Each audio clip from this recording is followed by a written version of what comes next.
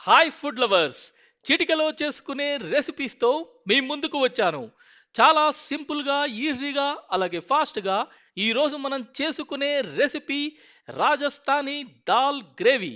దీనికి కావలసినవి: అరకప్పు కందిపప్పు, అరకప్పు శనగపప్పు, అరకప్పు పెసరపప్పు. పొట్టు పెసరపప్పు అయితే ఇంకా బాగుంటుంది, దొరికితే ట్రై చేయండి. కారం, లవంగాలు, జాపత్రి, జీలకర్ర, అల్లం ముక్కలు, 4 పచ్చిమిర్చి ముక్కలు, దాల్చిన చెక్క, గరం మసాలా, 4 ఎండుమిర్చి ముక్కలు, 2 బిర్యానీ ఆకులు, అలాగే నెయ్యి. ముందు కందిపప్పుని, అలాగే శనగపప్పుని, పెసరపప్పుని 2 గంటలు నీళ్లల్లో నానపెట్టుకోండి. ఇప్పుడు 3 పప్పులు ఒక గిన్నెలో వేసి 2 గ్లాసుల నీళ్లు పోసి అర స్పూను పసుపు వేసి కుక్కర్లో పెట్టి 4 విజిల్స్ వచ్చే వరకు మెత్తగా ఉడికించుకోండి. ఉడికిన 3 పప్పులు పక్కన పెట్టుకోండి. స్టవ్ మీద బాణలి పెట్టి 3 స్పూన్ల నెయ్యి వేసి వేడి చేసుకుని బిర్యానీ ఆకు, దాల్చిన చెక్క, జాపత్రి,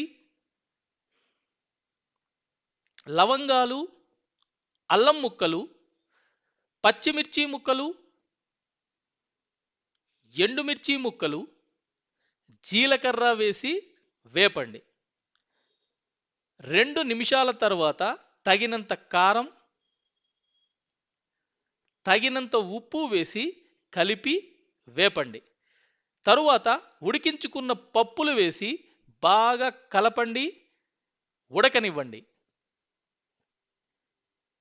ఇప్పుడు అర స్పూను గరం మసాలా వేసి బాగా కలపండి, మరలించండి.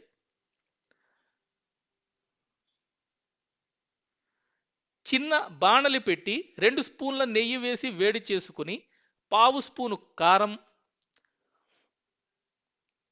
చిటికెడు ఇంగువ వేసి వెంటనే స్టవ్ ఆఫ్ చేసి కలుపుకోండి.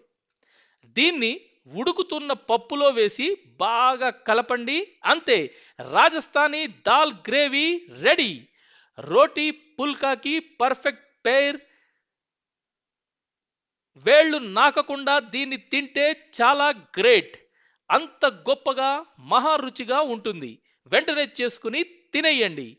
చపాతీలో తినడానికి చేసుకోవద్దు అవి ఇవి, వండుకో అత్యంత కమ్మనైన రాజస్థానీ దాల్ గ్రేవీ.